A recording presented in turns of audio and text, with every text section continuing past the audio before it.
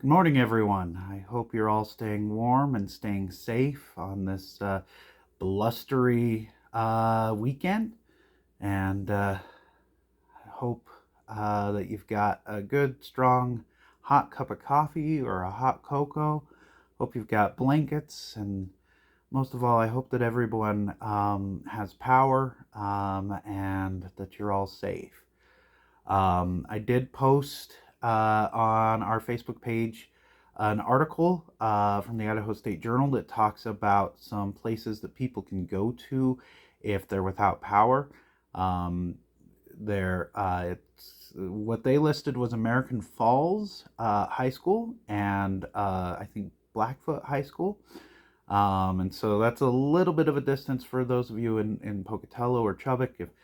Uh, if if you're looking for a place, or anyone up here in Idaho Falls that might be looking, but I'll keep an eye out and see if information is posted about safe places people can go to get warmth and get shelter in those areas and throughout southeast Idaho. Um, in like a lion, I guess, this start to March. So hopefully that means out like a lamb. Um, I'll go ahead and let me just quickly uh, take a look at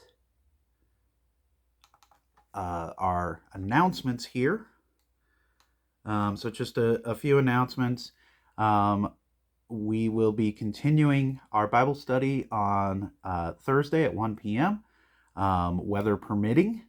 So keep an eye out. If the weather continues to be strange and strong and blustery, we may have to relook at that about Tuesday or Wednesday, but I'll get information out to you as soon as possible if that looks like it's going to be the case. But I think we'll probably be fine by then. So we'll be continuing to study the book The Third Day by Tom Berlin, and we'll be reading chapter 4, which is Emmaus. So it'll be on the walk to Emmaus that Jesus and two unnamed disciples had together after the resurrection. So far, the book's been really great. It's all about those who were able to see Jesus after the resurrection and the experiences they had. Then we will continue to do the Feeding the 5,000 food drive throughout the rest of Lent. Basically, with that, we've challenged each church member, if they can, to bring 5 cans of food each week. So maybe it means that next week we'll all need to bring 10 cans to make up for not being able to be in church this week. With that, there's also a dinner planned by the folks who are doing the Feeding the 5,000 Feeding the 5,000 program. It's a progressive dinner. If you haven't participated in a progressive dinner before, they're really fun. Basically, each course of the meal is presented in a different place, and so you go from building to building. And in this case, and in all the cases I've ever participated in, it's different churches of different denominations. So it's a chance to see the different architecture of different churches, and to maybe get a little glimpse of how different people worship, and just kind of build that ecumenical spirit between different people, while also helping with this great cause to feed those in need. That will begin at 5:30 p.m. and it'll go until 7:30 p.m. and it begins at Central Christian Church, which is on 918 East Center in Pocatello. And then we're planning a potluck on Palm and Passion Sunday, so that's March 24th.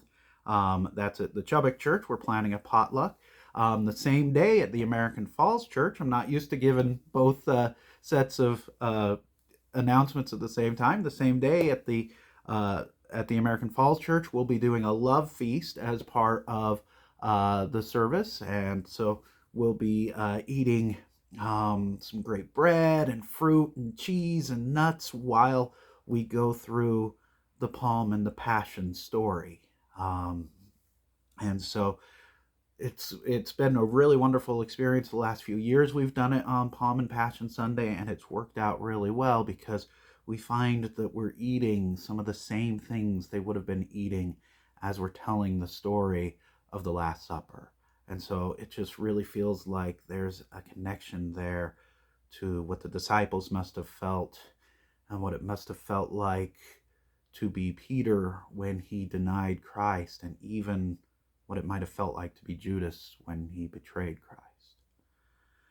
And then coming up in April 19th, the Chubbuck Church will be participating in a blood drive along with the North Pocatello LDS Stake. And that'll be at the LDS Stake building, which is just the LDS church that's down the street from the Chubbuck Church. So with that being said, let's go ahead and begin today with a prayer. God of grace, we come to you today grateful for all the blessings that you have brought into our lives. But we come to you today, each of us in our own homes, each of us secluded. It reminds us of the days a few years ago when every Sunday was this year. Lord, let it be a lesson to us to not take things for granted, to always know that sometimes life throws challenges at you. But Lord, we know that you walk through those challenges. For even though we can't all be together in a building, we know that we are together in spirit, and we know, Lord, that you sit right next to each one of us, that you are with us as we worship together this morning. We say these things in the name of your Son, Jesus Christ. Amen. And so we'll go ahead and go straight to our gospel reading today, which is from the Gospel of John, chapter 2, verses 13 through 22. The Passover of the Jews was near, and Jesus went up to Jerusalem. In the temple, he found people selling cattle, sheep, and doves, and the money changers seated at their tables. Making a whip of cords, he drove all of them out of the temple, both the sheep and the cattle. He also poured out the coins of the money changers and overturned their tables. He told those who were selling the doves, "Take these things out of here. Stop making my Father's house a marketplace." His disciples remembered that it was written, "Zeal for your house will consume me." The Jews then said to him, "What sign can you show us for doing this?" Jesus answered them, "Destroy this temple, and in 3 days I will raise it up." The Jews then said, "The temple has been under construction for 46 years, and will you raise it up in 3 days?" But he was speaking of the temple of his body. After he was raised from the dead, his disciples remembered that he had said this, and they believed the scripture and the word that Jesus had spoken.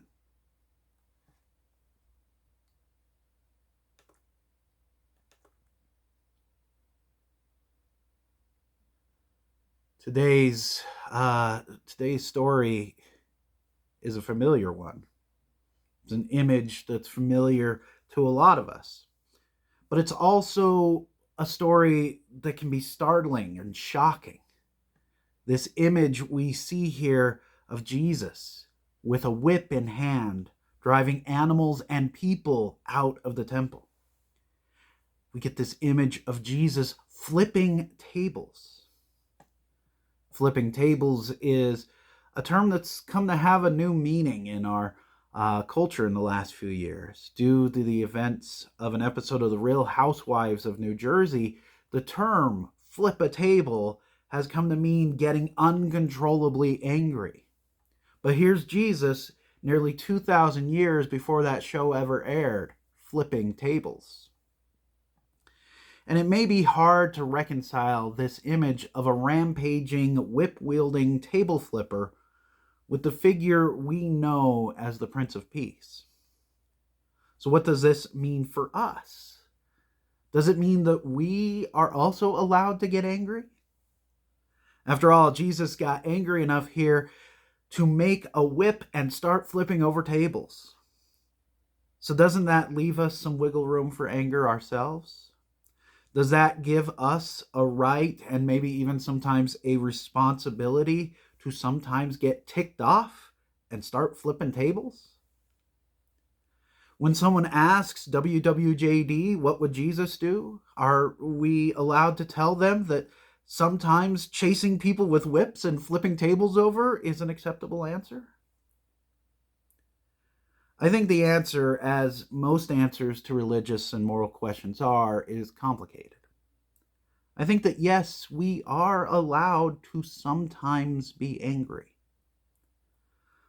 Some of us who have grown up in church communities feel this pressure as Christians that we should at least attempt to live a moral life, and that moral life requires politeness and calm, humility, and even meekness. Some of us feel like we always have to be soft-spoken, respectful, polite. And I honestly think that that's a good rule of thumb as to how you should enable people to experience you, and that you should try to express yourself in the kindest and most respectful manner. But I do think that for folks like that, it is important to remember that you are allowed to have and feel a full range of emotions. There's this idea people have that an emotionally healthy person is someone who's always happy. Have you ever known someone who seems to be happy all the time? Who keeps a smile on their face no matter what happens in their life? I wonder what you thought about that person. Did you like them? Did you respect them and look up to them for their ability to always see things on the sunny side of life? Did you maybe envy them? Maybe even resent them a little? If you're honest, did they actually annoy the living daylights out of you? I'm no expert on psychology, but I think there's two types of people that we see when we see folks who always seem to be happy. I really do think that some people really are that emotionally healthy and have that much true and deep joy in their life that they really are always happy. When they go through rough spots, they're able to keep some focus on that greater joy. Maybe it's the joy found through the Lord that sustains them. Or maybe it's the joy of having good, healthy relationships with their spouse or significant other and their family and their friends. I would say it's probably both.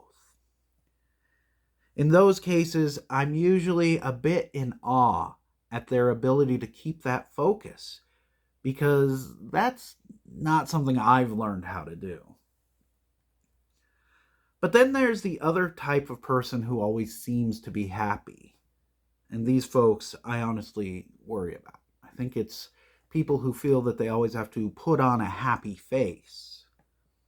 I think there are people who are convinced that they have to be happy all the time. People who won't let themselves feel anything else. That idea I mentioned that an emotionally healthy person is someone who's always happy, that just isn't true.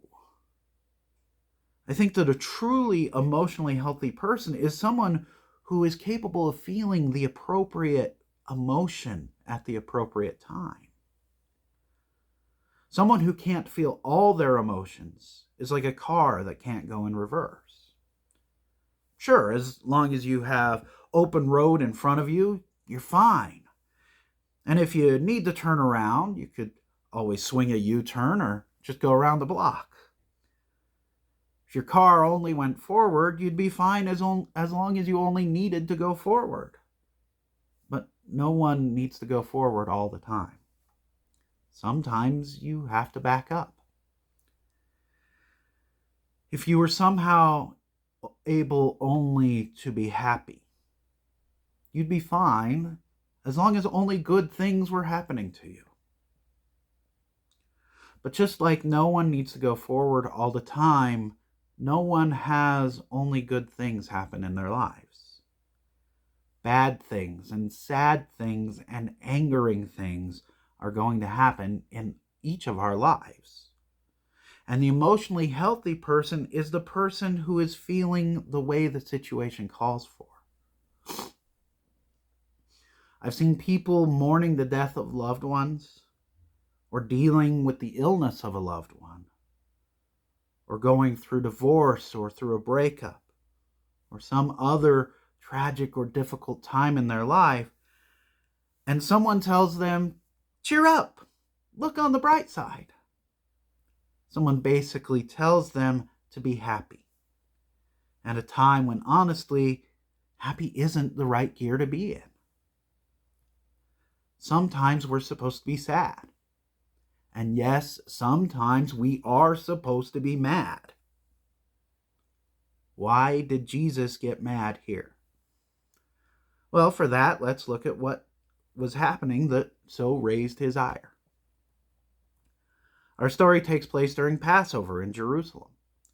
Passover was the most important Jewish feast, and Jewish law dictated that every Jewish adult male living within 15 miles was required to attend the feast. But by this time in history, Jewish people weren't just living around and near Jerusalem. They had spread throughout much of the world. And many, many people from that diaspora would pour into the city at Passover, because it was a dream amongst most Jewish people that no matter where they lived, they would get to celebrate at least one Passover in Jerusalem during their lives. A city that's population was somewhere around 600,000 would swell up to 2.25 million people during Passover. Those over the age of 19 would be required to pay a temple tax to help pay for the temple sacrifices and assure that the sacrifices could continue throughout the day.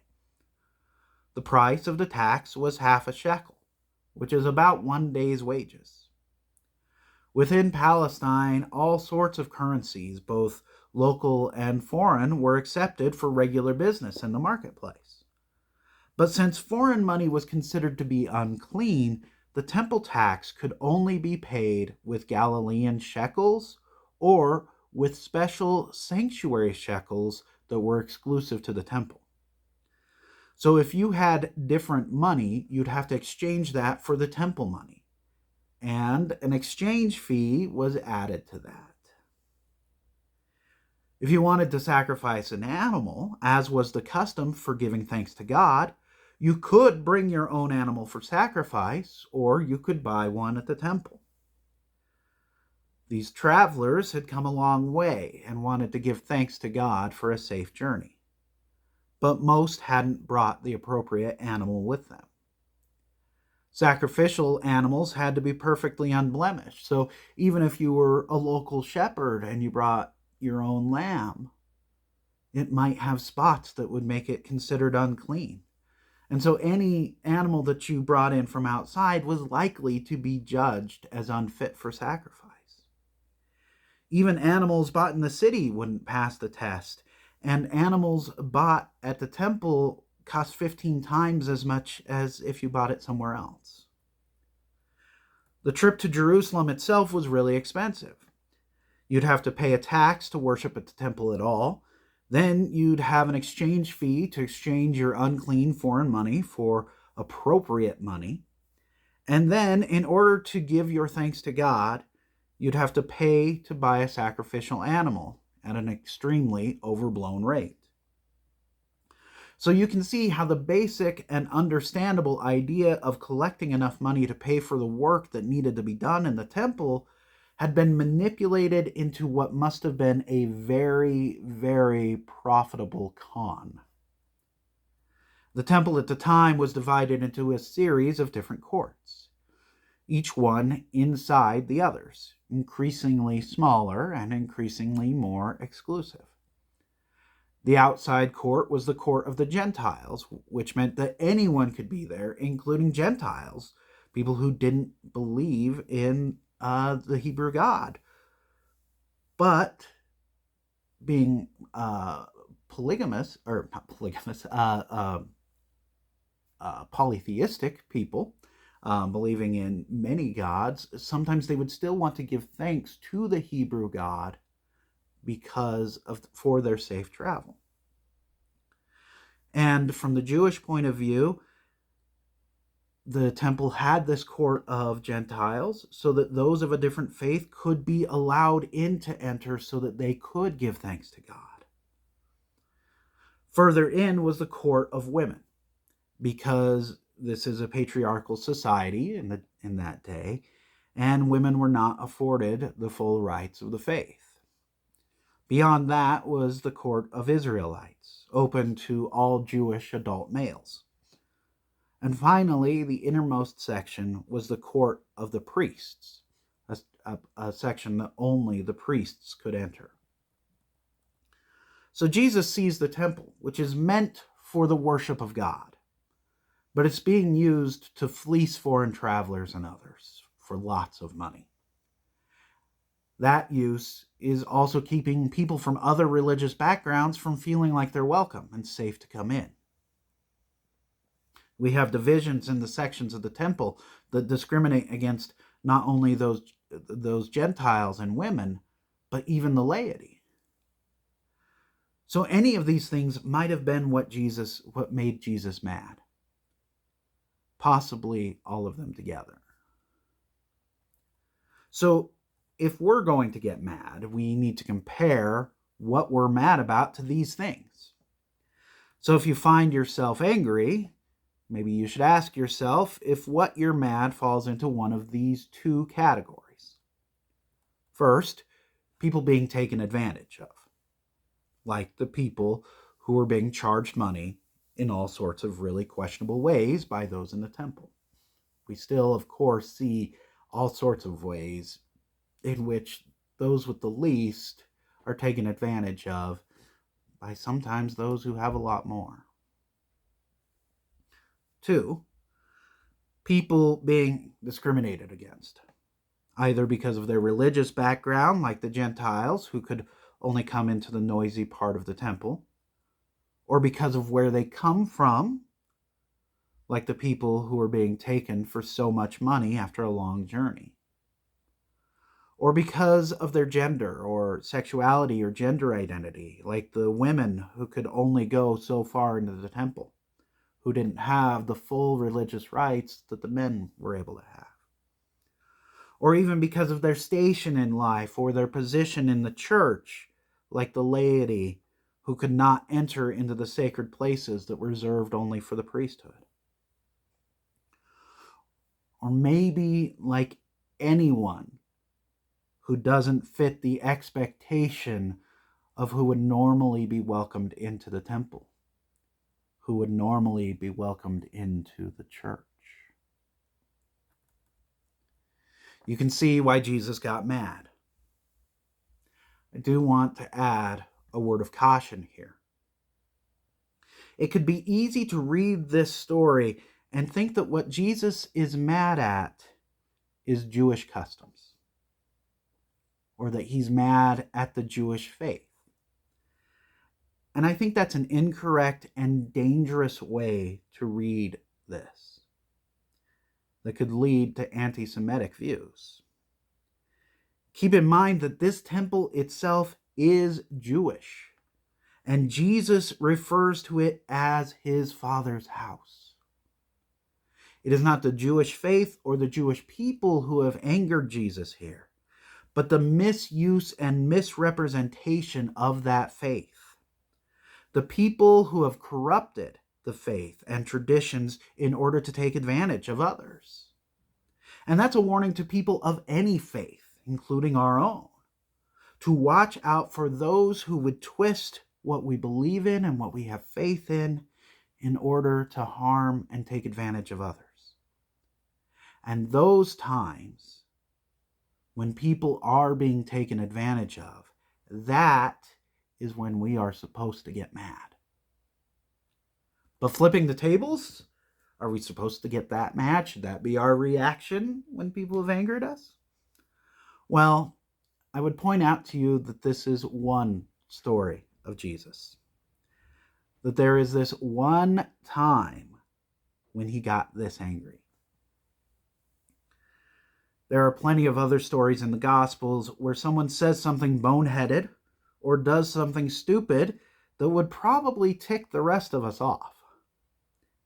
And yet Jesus doesn't get mad in those times. So that alone says that his level of reaction in this story is not an everyday reaction. We can't point at Jesus in the temple every time we lose our cool and say, well, Jesus got mad at the moneylenders, so I can yell and scream at everyone and still be a good Christian. The next time the barista gets your order wrong at Starbucks, you don't get to say, well, Jesus got mad. Later in the gospel, we're going to see Jesus mocked and beaten, spat upon, whipped, and killed. And throughout that story, we don't see Jesus get mad. On the contrary, even while dying on the cross, Jesus prays for forgiveness for those who were hurting him. The difference between that story and this one is that Jesus doesn't get mad when people hurt him. Jesus gets angry when people are hurting each other. That's something I think we need to remember when we get mad. So what about when we get mad? Are we justified to flip tables? I don't know if we should be flipping tables literally, but we should flip the tables of injustice and prejudice and of systems that cause people harm. How do we know if our anger is appropriate? The question is, would your anger be helpful? Would making a change to what you're angry about be something that would help people? Or is it just about your personal pride or your personal feelings? Have you ever encountered somebody who had a different opinion from your own and you were able to change it by yelling at them? Has anyone ever said, I disagreed with you, but now that you screamed at me and called me names, I see your point? No, of course not. We do have those times when we're allowed to be angry, but most of the time, peaceful and calm nature is just going to be better. So we are allowed to be angry. We are allowed to be angry at things that harm others in this world. But we must balance that anger with every other emotion. And most of all, we must temper it with grace and forgiveness and love. If we love our neighbor, we will use our anger to cry out against injustice and harm and pain. But we will also be there to comfort those who have been the victims of anger. Let us always strive to be led by God's love when that brings us to angry times and when it brings us to comforting times. And let us follow Jesus' example. Thanks be to God. I hope you're all well. It's weird not being in church. This feels like 4 years ago. Recording from home, uploading, feels like when the pandemic was around. And so this small snowstorm kind of seems pretty small compared to that other thing we got through. So I look forward to seeing each of you next week. I'll be praying that you're all safe. I've talked to most of you this week, or at least left a message on your machine. And sounds like everybody's doing all right. But let's keep in mind that there are lots of people without power right now. There are lots of people who have clean up in their yards. Several of you talked to me about broken limbs and broken tree limbs, I should say, not your arms and legs. But there are a lot of people who are going to be doing a lot of work and a lot of cleanup from this storm. And right now there are people in need. So let's keep them in our prayers. And I'll see you next week. God bless.